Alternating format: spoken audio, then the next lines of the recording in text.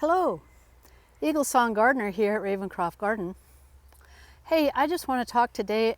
We do a lot of flowers and beautiful gardens and everything, but there's a lot that goes on behind all of that here at RavenCroft, and I just want to show you some of what we're doing this summer at RavenCroft Garden.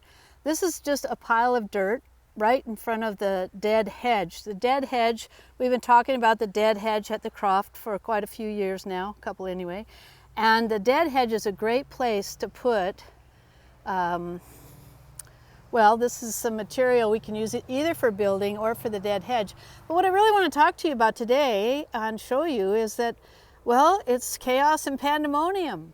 And that's what's behind all the beauty and the herbs and the food, is that there's also an entire croft to maintain and take care of, which is part of the work that we love to do. So this is our barnyard here, and here's our barn, and right at the moment we're in the middle of a barn renovation. The barn's been here almost 27 years now, and it's had some hard rain.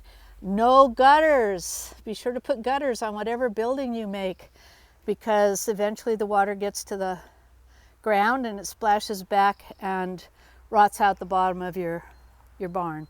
So we were sinking on this corner, and we've dug out the base of the barn to get a better look at what's going on and what we need to do the repair. And so, it's quite involved. Yeah, we got a nice tool storage back here. It's sheltered here, and so there is no gutter, but there's a way for the water to actually be moved away from the barn, and you can see how much better the bottom of the barn is, where there is water removal from the roof and where there isn't. So definitely part of the barn renovation will be guttering all the roofs. Inside, the floor was removed so we could really get to see the damage that was done.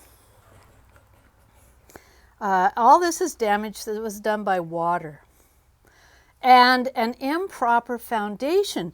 So really think about how you are placing your buildings on the ground.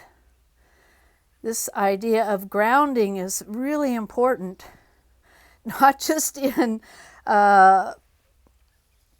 ephemeral sense, but also in a really real sense, that you got to have a good foundation under your building if you're going, especially in a wet climate, because we live in a really wet climate, 50 inches of rain a year. So everything in the barn is in a state of beautiful chaos. It's so exciting to have this being done.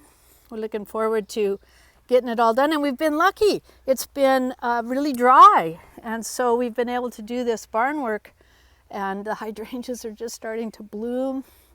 Maybe when it's in full bloom, we'll have a new barn.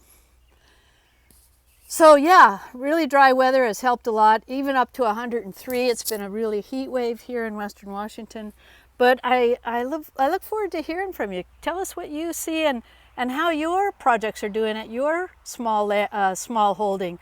I think small holdings are a great place to exercise our sovereignty, that we can actually do something in the world that makes a difference, even if all we have is a small place, even if all we have is a community garden. All these things help. All these things support our present and our future on this planet. So Eagle Song Gardener signing off from the barn restoration project. I look forward to hearing from you in the comments below. You can come over and see the classes and things we offer at eaglesong-gardener.com. We love living, and you know, we don't really live in the country anymore. The city and the urban world is fast moving around us, and yet we still have a life that we love, and we want to share it with you. So be sure to come over and see us, eaglesong-gardener.com. I look forward to seeing you down the road.